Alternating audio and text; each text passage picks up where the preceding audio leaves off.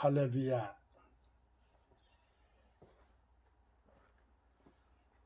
할렐루야. 하나님을 찬양합니다. 복된 주일 주님의 평강이 오늘 동영상을 면대하는 모든 주의 형제 자매님들에게 함께하게 되시기를 우리 구세주 예수 그리스도 이름 받들어 함께 축원을 드립니다.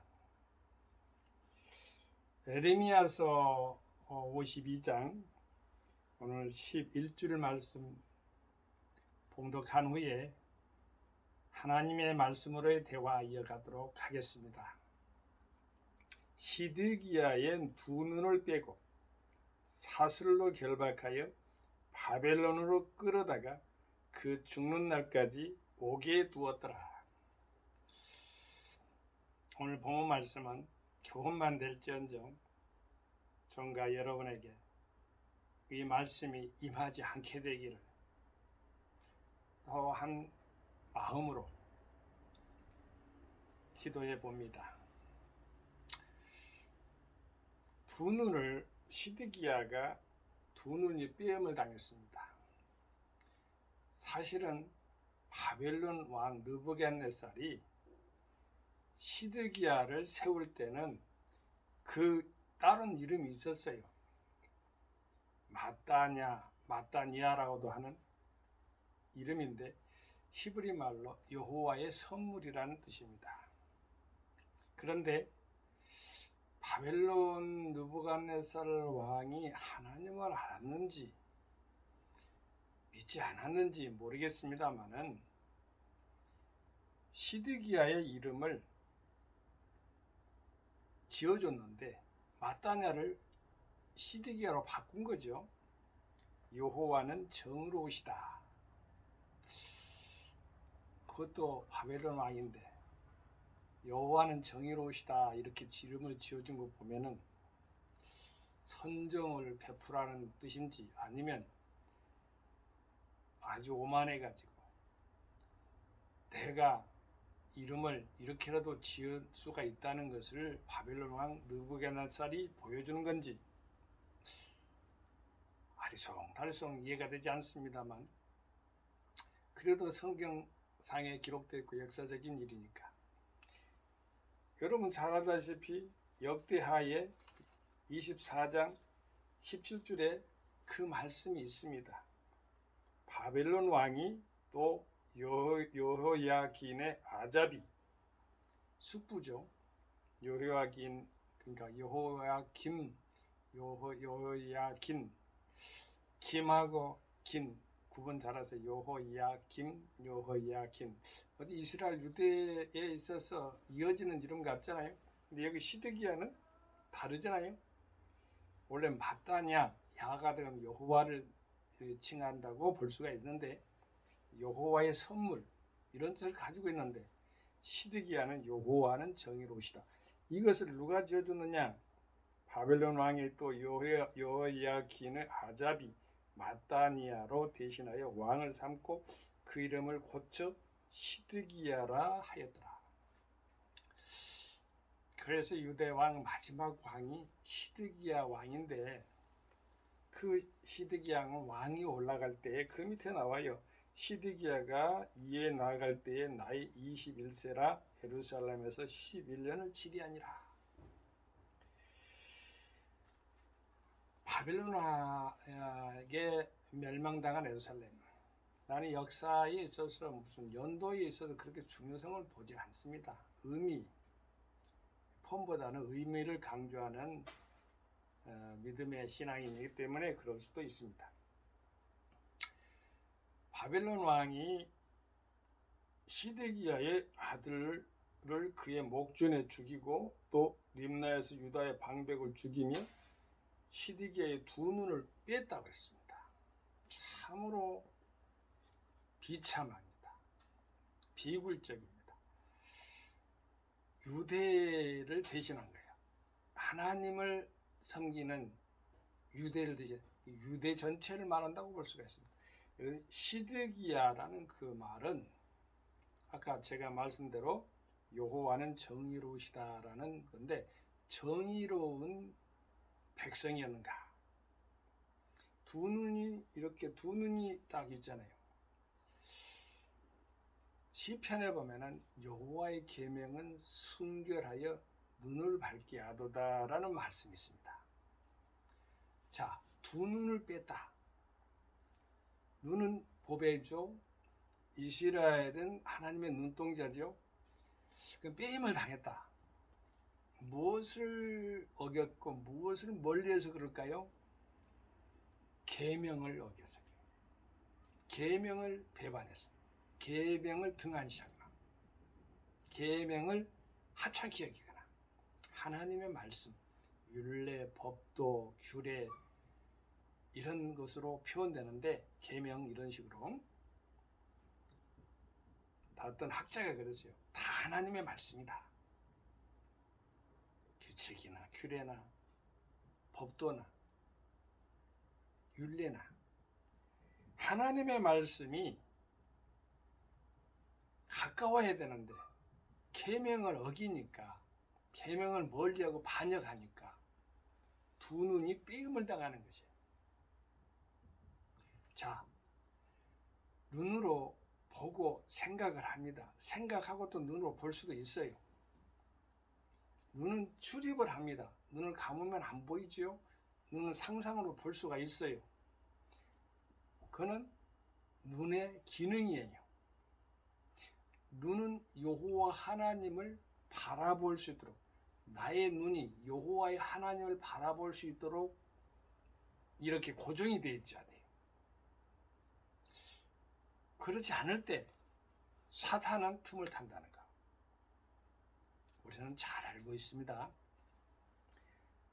왕이 느부갓네살 왕이 시드기야 아들들을 그의 목전에서 완전히 죽여버렸어요. 씨를 말려버린 거죠.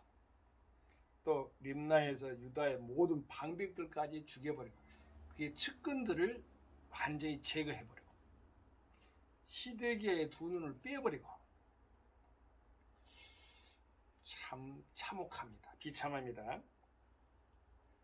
하나님의 계명, 하나님을 먼저 1계명부터 4계명은 하나님과의 관계, 5계명은 좌우로 똑같아요. 하나님 사랑, 이웃 사랑인데 부모에게도 효도해야 돼. 하나님도 그 수직과 수평이 만나는 게 제 5계명부터인데 10계명 가운데요, 하나님 사랑, 이웃 사랑 그 가운데 간통하는 것은 사랑이요, 사랑. 하나님은 사랑이니까, 아드실 라비니까 계명을 내줬어요. 하나님을 사랑하라, 이웃을 사랑하라고, 자기 자신의 존재 가치를 사랑받으라고 주신 거예요. 두 눈을 빼임을 당하는 일이 없도록 우리 하나님 아버지께서 우리를 강하게 붙잡아 주기를 기도합니다. 사슬로 결박해, 시드기야를 사슬로 결박해가지고, 그 말은 사슬도 부자연스럽고 결박한 것도 부자연스럽죠. 여기서 우리는 또 하나 만나야 될 게 있습니다. 저는 시편 119편에 보면은 고난이 내게 유익이다 말도 나오고, 하나님의 말씀을 헐떡이면서 먹었다는 말씀도 나오고, 참 좋은 것 같아요. 그 중에 여호와의 계명을 사랑하고 좋아하고 즐겨하는 모든 것들은 장애물이 없다라는 말씀이 있어요. 하나님 아버지 말씀을 시드기야가 말씀을 잘 경청했다면 얼마나 좋았을까 생각을 해봅니다. 여기서 제가 좀 더 돕기위해서, 시드기야는 누구의 아들이냐? 개혁자의 아들이에요.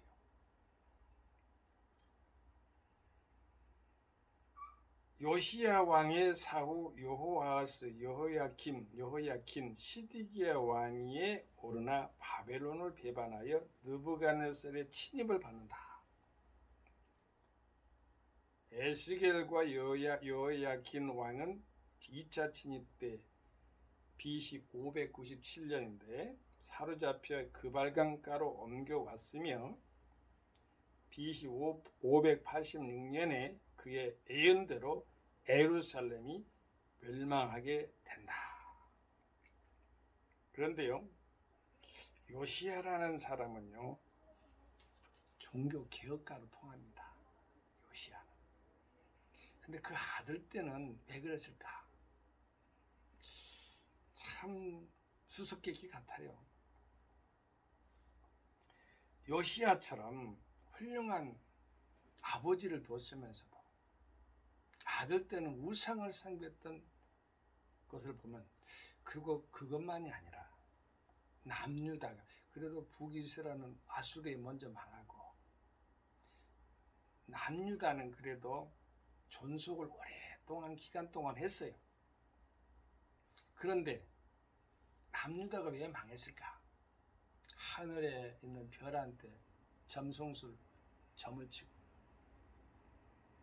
산천초목 우상에게 절하고 하나님의 말씀을 어기고 이런 것 때문에 남유다가 바벨론에 함락이 된 후에 예루살렘에 있는 솔로몬 성전이죠. 그러니까 성전에 있는 모든 기명까지도 다 약탈당하고 심지어 이방 왕의 술장이 되게 하는 그런 비참한 상태로 그리고 노예의 상태로 전락하게 된 것은 하나님의 계명을 어겨서 그러는 것이다. 이렇게 볼 수가 있겠습니다. 바벨론이라는 것은 혼잡이죠. 혼잡. 혼란스러운데 자 여기서 보면은 제가 여러분도 잘 알다시피 바벨론으로 시드기야를 두 눈을 빼가지고 사슬로 결박하고 끌려갑니다. 끌어갑니다. 시드기야가 끌려가고요. 바벨론의 군병들이 끌어가고 있습니다. 근데 바벨론으로 끌어갔다 했어요. 바벨론이 어떤 것인가? 언어 자체가 혼돈이에요. 혼잡이에요. 완전 자체가 말이죠. 질서가 없고 빛이 없는 곳이에요. 이 요한계시록에 보면은 귀신의 처소라고 나와요. 바벨론은. 아무튼 좋지 않은 표현이기 때문에 삼가 절제에서 제가 여과에서 말씀드립니다만 이 바벨론으로 가면 안 돼요. 우상에 우상을 섬기고 말이죠.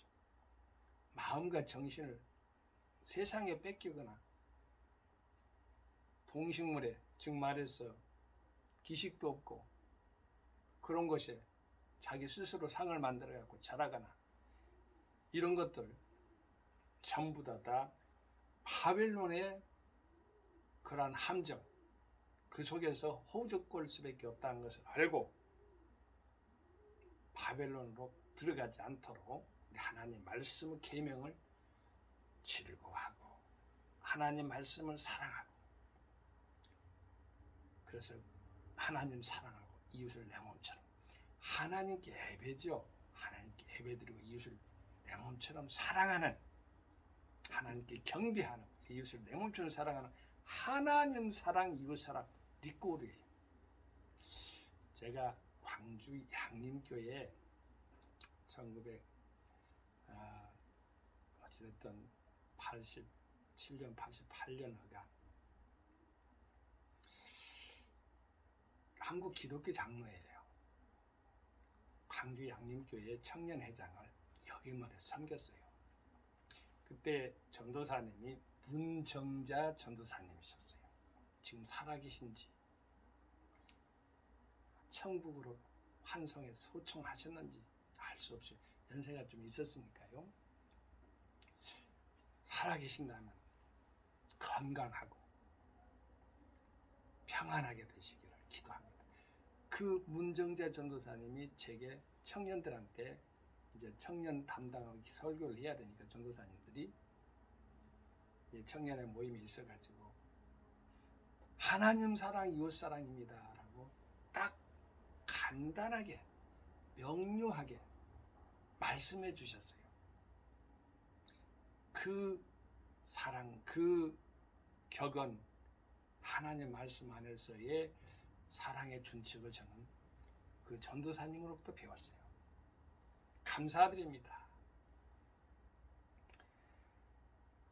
우리가 하나님 아버지께서 주신 하나님 말씀을 늘 주야로 묵상하면서 즐거워하고 행복해하고 아버지 말씀을 받들어 산다면은 여기 사슬이나 결박은 어찌 보면 부자연스럽잖아요. 사슬에서는 묶임을 받은 일은 없어요. 결박이라는 건 있을 수가 있어요. 왜냐하면 우리가 생활 속에서 삶 가운데 순간적으로 어떠한 것이 얽매일 수가 있잖아요.